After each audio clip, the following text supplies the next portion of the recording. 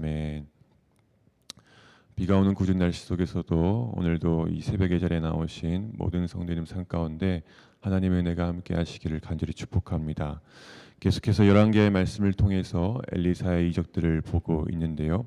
앞서 5장은 엘리사가 아람의 군대 장관 나아만을 고친 이적에 대한 내용이었고, 오늘 우리가 읽은 본문 6장부터 7장까지는 아람의 왕과 군대를 상대로 한 엘리사의 이적을 다루고 있습니다. 근데 1절부터 7절을 보면 이 거대한 흐름 속에 조금은 뜬금없는 사건이 소개되고 있습니다. 북이스라엘과 대립을 보이고 있던 아람에 대한 이적들 사이에서 한 사람이 잃어버린 쇠도끼를 찾아내는 아주 사소한 이적이 중간에 끼워져 있는 것이죠. 그럼 왜 이러한 사소한 사건이 오늘 본문 중간에 끼워져 있는가? 그 이유는 하나님은 국가 간에 전쟁과 같은 그런 중대한 일에만 개입하시고 역사하시는 분이 아니라 한 개인의 지극히 사소한 일에도 깊은 관심을 가지시고 그 가운데 역사를 주관하시는 분이시라는 것을 보여주기 위함입니다. 그래서 오늘 말씀을 보면 엘리사도 나라를 대상으로 많은 이적들을 보이고 관심을 가졌지만 그뿐만 아니라 그의 제자들 또한 깊은 관심을 갖고 돌보는 그런 모습을 보여주고 있습니다. 1절을 보면 선지자의 제자들이 등장합니다. 여기서 제자들은 단순히 선지자를 따르고 교육을 받는 그런 무리들이 아닙니다.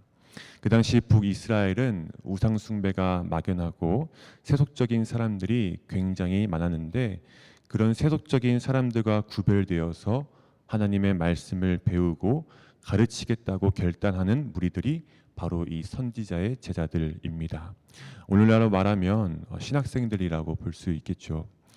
근데 이 제자들의 수가 점점 증가하고 있는 것입니다. 그래서 교육할 수 있는 공간이 많이 좁았습니다. 그래서 엘리사에게 요단으로 가서 그곳에서 새로운 학교를 짓게 해달라고 요청을 하죠. 그러자 엘리사가 아주 짧게 가라라고 대답을 합니다. 그때 제자들 중에 하나가 엘리사에게 이렇게 말합니다. 3절입니다. 그 하나가 이르되 청하건대 당신도 종들과 함께 하소서 하니 엘리사가 이르되 내가 가리라 하고, 엘리사가 가라라고 하니 제자 중 한 사람이 함께 가자고 요청합니다. 왜 제자들은 엘리사 보고 함께 동행하자고 했을까요? 여러분, 엘리사가 누구입니까? 하나님의 사람입니다. 하나님의 사람 엘리사와 함께 동행한다는 것은 그 길을 하나님께서 함께 동행하시고 인도하신다는 의미입니다. 제자들은 새로운 학교를 짓고 싶어서 요단으로 가기를 원했습니다. 그러나 그 요단으로 가는 길에 하나님께서 함께 동행하지 않으면 그 길을 걸어갈 수 없다는 것 또한 제자들도 알고 있었습니다. 그래서 제자들은 하나님의 사람 엘리사와 함께 동행할 것을 요청하는 것이죠. 잠언 16장 9절에 보면 사람이 마음으로 자기의 길을 계획할지라도 그 걸음을 인도하시는 분은 여호와시니라 라고 말씀하고 있습니다. 우리가 요단에 가서 새로운 학교를 짓고자 계획할지라도 그 걸음을 인도하시는 하나님과 동행하지 않으면 결코 그 길을 걸어갈 수 없습니다. 그래서 제자들은 하나님의 사람 엘리사와 함께 동행함으로 요단으로 갈 수 있었던 것이죠. 그렇게 요단에 도착해서 새로운 학교를 짓기 위해서 열심히 나무를 베고 있었습니다. 그런데 그때 한 제자가 쇠도끼로 나무를 베다가 그만 쇠도끼가 물속에 빠져버린 것입니다. 그러자 그 제자가 뭐라고 합니까? 5절에 보면 내 주여 이는 빌려온 것이니이다 하니, 이 말은 지금 부르짖고 있는 것입니다. 왜 부르짖습니까? 이 쇠도끼가 자기 것이 아니라 누군가한테 빌려왔기 때문입니다. 그 당시 엘리사가 활동하던 시기는 BC 9세기로 이 청동기 시대에서 철기 시대로 전환된 지 얼마 되지 않은 때입니다. 그래서 철기 도구가 흔하지 않았습니다. 그 당시 철기 도구를 가진다는 것은 엄청난 귀중품을 갖고 있는 것이나 마찬가지였습니다. 근데 그 당시 선지자의 제자들이 얼마나 가난했겠습니까? 그 값비싼 쇠도끼를 가진다는 것은 불가능했습니다. 그래서 그 쇠도끼를 빌려온 것인데 여기서 빌리다의 의미는 구걸하다라는 의미도 함께 담겨져 있습니다. 즉 이 제자는 이웃에게 구걸을 하면서 간신히 그 쇠도끼를 빌려왔던 것이죠. 그런데 그만 그 쇠도끼가 물속에 빠져버린 것입니다. 율법에 보면 이웃에게 빌려온 물건을 잃어버리거나 상하게 하면 그에 따른 적절한 보상을 해줘야 합니다. 만약 보상을 해주지 못하면 자기나 자신의 가족이 그 사람의 종이 되어야 했죠. 그러니까 이 쇠도끼를 물에 빠뜨린 제자의 마음이 얼마나 무겁겠습니까? 그가 할 수 있는 거라곤 간절히 부르짖는 것밖에는 없었습니다. 아마 누군가는 이렇게 말할 수 있겠죠. 가만히 부르짖지 말고 물에 들어가서 도끼를 꺼내 오든가 나뭇가지를 이용해서 꺼내 오든가 뭐라도 해봐라.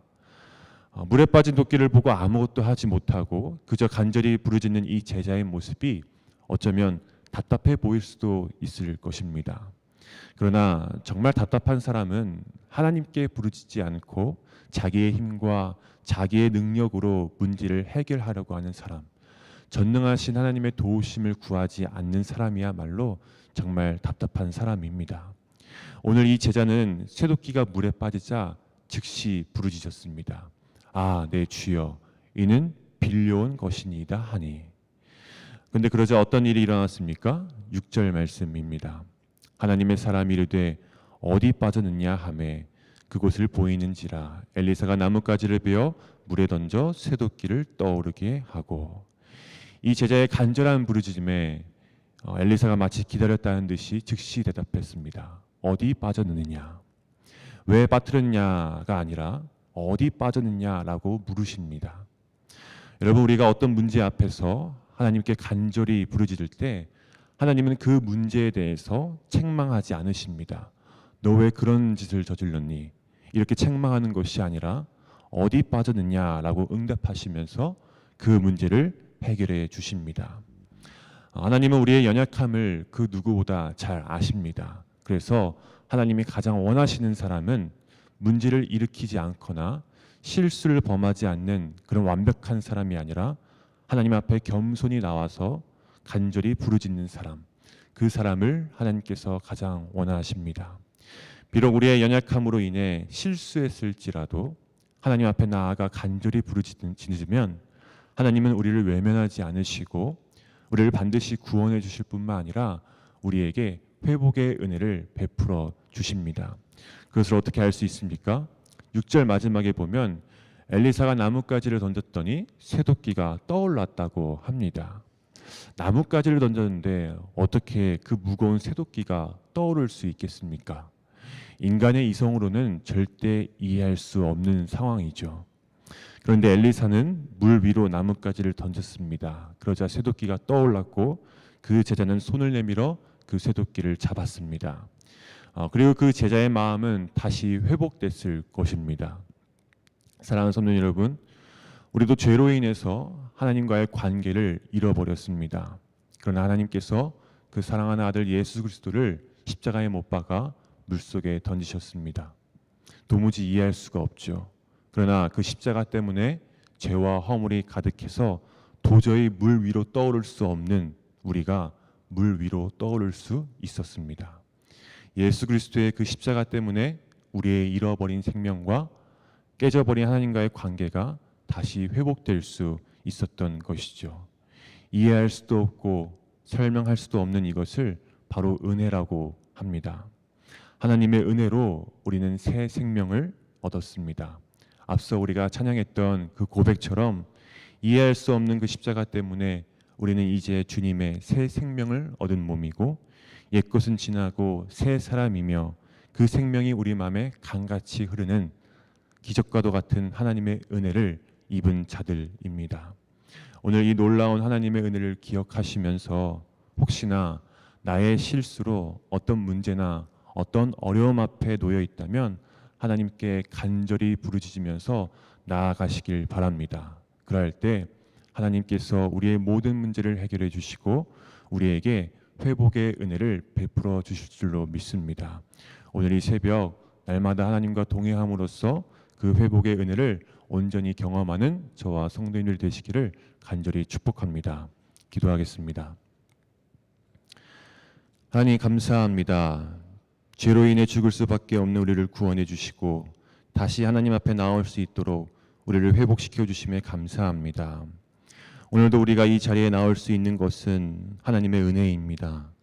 이 은혜를 날마다 기억하는 우리 모두가 되게 하여 주시고 어떤 어려움이나 문제 앞에서 아무것도 할 수 없을 때 은혜를 베풀어 주신 하나님 앞에 간절히 부르짖으며 날마다 하나님의 도우심을 구하는 우리 모두가 되게 하여 주시옵소서. 이 시간 각자의 기도 제목을 가지고 주님 앞에 나왔습니다. 우리의 기도에 응답하여 주시고 한 사람 한 사람의 마음을 주님께서 만져주셔서 상한 심령이 회복되고 치유되는 놀라운 역사가 오늘 우리 가운데 일어날 수 있도록 주님 인도하여 주시옵소서.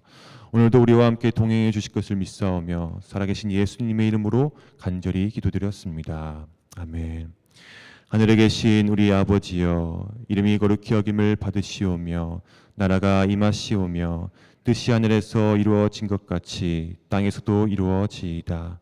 오늘 우리에게 일용할 양식을 주시옵고 우리가 우리에게 죄 지은 죄를 사하여 준 것 같이 우리 죄를 사하여 주시옵고 우리를 시험에 들게 하지 마시옵고 다만 악에서 구하시옵소서. 나라와 권세와 영광이 아버지께 영원히 있사옵나이다. 아멘.